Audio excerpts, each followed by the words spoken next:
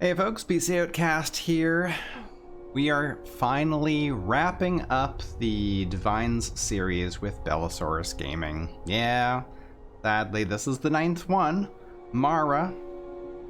And I've decided to go for a pure support build. And it has been one of the more interesting playthroughs. So that's why I have this entourage over here. And we're going to see how they perform with my support. In the meantime, head over to Bellasaurus's channel and check out his version of Mara as well as check out the entire series. There will be a link at the end of the video, and you can check that out. Hope you guys have enjoyed the series, and if you have, please hit the like button for this video to get it out to the masses. So let's take a look at, first of all, her gear. We've got the Archmage's boots with, this is with Thaumaturge installed, so I think that's what's changing all of these enchantments. This one gives you resistance to fire, frost, shock. Then we've got a Peerless Restoration Circlet, same thing with a necklace. The circlet causes restoration spells to cost less, and the necklace increases their magnitude. The Ring of Peerless Illusion causes alteration or illusion spells to cost less, and then we've got the Master Robes of Restoration, which reduces the cost of restoration spells and increases our magic regeneration. Now, I did use a fair bit of alteration as well, so I probably should have had one of these things as an alteration thing. You could, of course, do enchanting, and then you can put two enchantments on each of these items, at least on the jewelry and the jewelry, basically, if you're going to continue wearing the restoration robes. I decided to go with the restoration robes because I need to regenerate my own health and my followers' health. So that's what I did there. Everything else is just loot at this point. For spells, here's what we got. We got Arcane's Light, Armor Eater, and the one called Swordbreaker for reducing the effectiveness of enemies. So does Visions of Opportunity, actually curses them to reduce both their magic and physical resistances. Spirit of the Sun is Restoration for everybody. Soothe, I've been using this to calm individual enemies, and you could also use an area of effect one, but this costs a lot less and you can just hit a few enemies pretty quick. So what we do is when we have an onslaught of enemies, I can calm some of them to remove them from the fight, and then my followers can focus on individuals. Hush, same thing. Basically, we want to just take the mages out so that they are forced to use their dagger, and while they're taking fireballs and arrows and things to the face. We also have a Dragonhide to protect ourselves. A Call of Arms to bolster the abilities of our followers. And we got, I haven't actually played around too much with Vitality and Wisdom, but we're gonna try this out to see how we can resist damage, basically just having high regeneration going on there. And if we need to heal, we have a concentration spell as well. We also, the other thing, so now perks. Let's get into perks. So there's some really cool perk synergies with this type of build. There's a lot of support type perks, and they're really quite helpful. We've got Mastery and Mage Armor, dual casting. Geomancer is one of the first ones that is a synergy with this particular build. Normally when I take this perk, it's just like a nice to have, but in this case, since I'm not wearing any armor, I take 30% less damage from attacks when charging or concentrating a spell. Now, because my followers are literally following me, and I am playing as a healer tank, I go up into the enemy's faces, they start attacking me, I heal with a concentration spell, and take 30% less damage as they're hitting me. So that is the first synergy we've got going there. Wild Shrines just increases the potency of our spells. Belloq's Dormant Arcana, I've got it set to armor spells, giving me faster magic regeneration, extra health, and I can never remember the third thing. It's probably something absolutely incredible. For resistances, I think I'm pretty sure I did fire and shock. I usually do shock when I'm playing a mage, and I usually use frost and shock if I'm going to be doing melee, because frost magic is a nightmare for melee builds. But since I'm not really melee, I went with fire just because it does more damage. You want to have resistances against that. For attributes, I did health and nullifier just to make it, since we are close to the enemies, it's going to prevent their magic and stamina from regenerating. So that is the first thing we got going there. Now for restoration, we've got mastery and dual casting, we've got edgewalker, and I picked up false light, not for damage dealing specifically. I'm not deliberately trying to damage enemies, but when I'm casting healing hands, and I miss my enemy, my followers, and hit an enemy, it was healing them. So I put this on just so that I'm not healing. I am doing some damage, granted, but primarily it's just so that we don't heal up our enemies. Overflowing Cup just gives us some extra health when we're at full health. And then this, Under My Wings, is something that I have almost never used. I usually throw it onto a build if I have extra perks. But in this case, because the reason I don't usually use it is because I'm usually using a concentration healing spell, and it doesn't work for that. But it does work for Arca's, is it Arca's Light? Yes, Arca's Light, and all the ones below that, which is like regeneration. I think regeneration is the first one you get. So Arca's Light restores health 10 per second for 60 seconds. It is a cast spell, or a fire and forget spell, not a concentration spell. So you cast this, and it applies to your followers because of that perk. So basically they can't die for 60 seconds. I think you can dual cast it and it lasts longer than that. So there you go. That is one of the, that's another one of the synergies. Warrior's Flame I got too. This is, I mean, it does benefit friendly enemies. Friendly enemies, sure. It benefits friendly targets with magic and stamina regen, and also drains hostiles. Sacred Flame blesses when it hits at living enemy, or living enemies? Good God. Living allies, they're healed. So more healing for them again.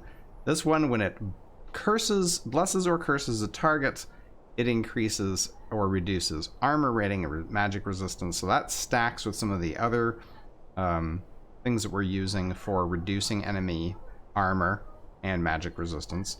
And then Eternal Flame just makes them last.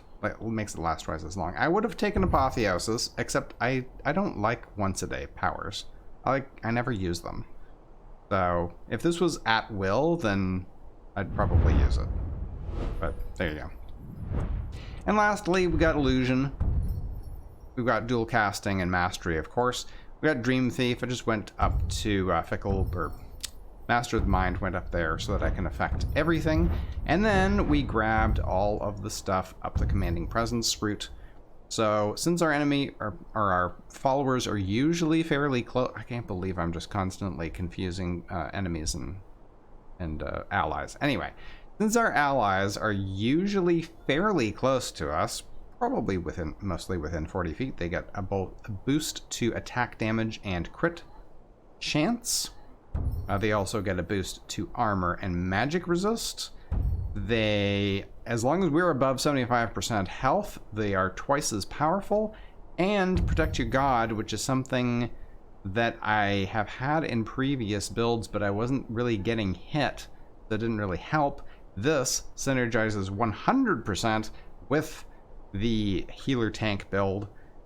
When struck by a weapon, may compel a nearby ally affected by commanding presence to engage your attacker, dealing 250% extra attack damage for 5 seconds. Now, it's only 5 seconds, and it's May. It's a chance, so it doesn't proc that often, but when it does, it's good. I went with 25 levels into health, into magic, and the rest into health. And as I mentioned before, I also put the alter self attributes into health. And then when we cast some of the other things, oh, that's what it is. Extra health is the third thing for Wellock's Dormant Arcana. So when we go into combat, and actually, we can just test that right now.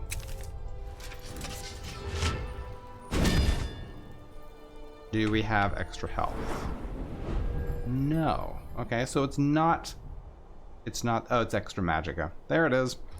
All right, well, when we cast this, can I dual cast this? Yes, that is like all my magic. Boom. Okay, an extra 100 health, and it is going to heal us 10 points. No, it's going to be more than that. 11 points per second for 2 minutes and 9 seconds. There you go. That is that. All right. I think that's everything. Oh, I'm of course also a devotee to Mara, and once again, living allies within 40 feet are healed. 17 points per second. I can't talk tonight at all. Probably should have recorded this at a different time. And the Apprentice Stone. So magic regenerates twice as fast, but your magic resistance is reduced. So we are a little bit weak to mages, but we have so much healing going on that's not really a big deal. And I think that is it. We are also a Breton, giving us magic resistance, so that kind of offsets that. And we also have a chance to absorb magic, which I actually do sometimes. Sometimes I feel like Mercurio is hitting enemies with chain lightning, and I'm absorbing some of that. And yet, I don't think I'm actually taking damage. So I don't know. Maybe that's just my imagination. All right, I think that's it. Let's go into the combat section. And we're going to do Mistwatch because we are the goddess of love. And this place is all about love lost. So I thought it was very appropriate. See you guys next time. I won't be talking anymore in this video. So please hit that like button. And thank you very much for joining me and Bellosaurus for this entire build series that has been going on for the last couple of months. And we really appreciate all your support. So thanks, guys. We'll see you in the next video.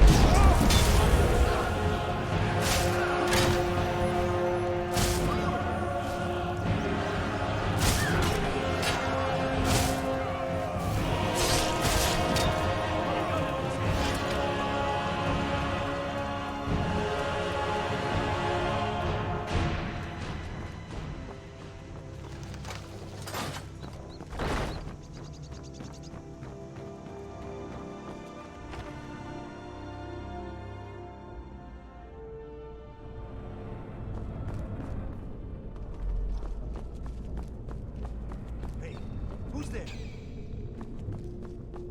Stendar's mercy, you aren't one of them. Please, you've got to help me. It's my wife, Viola. I think she's being held in this tower. I'm sorry. You're right. Let me explain. Viola, my wife, left the farm on errands and never came back.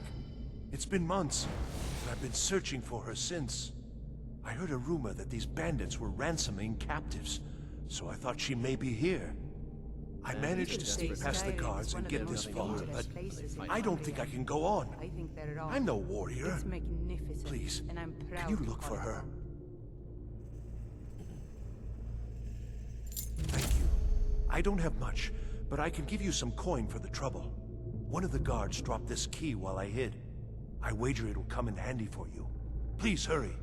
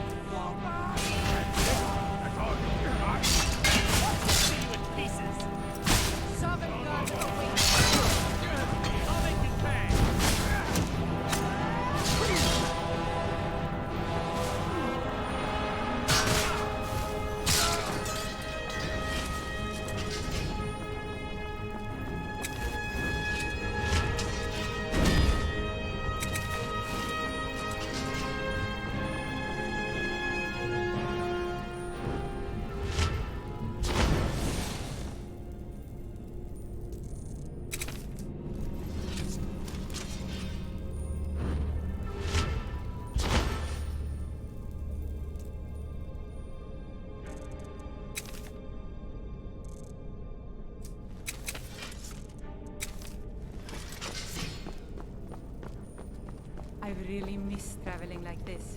Walking the breadth of Skyrim has always filled my heart with excitement.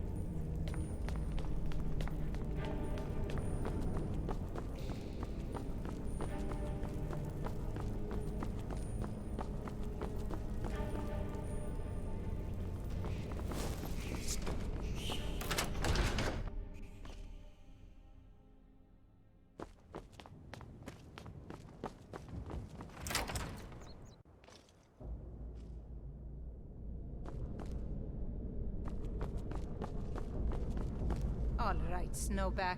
Who are you and what are you doing in my tower? Viola? How do you know that name?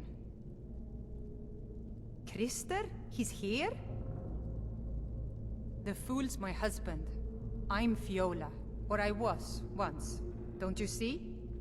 I left that old scab, came home to Skyrim, and found this rabble of bandits. Didn't take much to prove myself and knock them into shape. Now every free blade from here to Windhelm wants to sign on for a peace. And it won't end here. I'd die before I went back.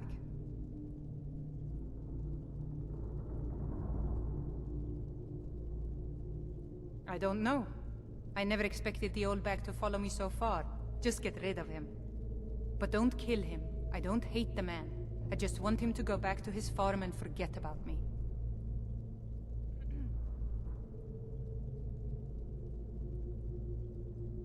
You think so? Let's see who the real woman is here.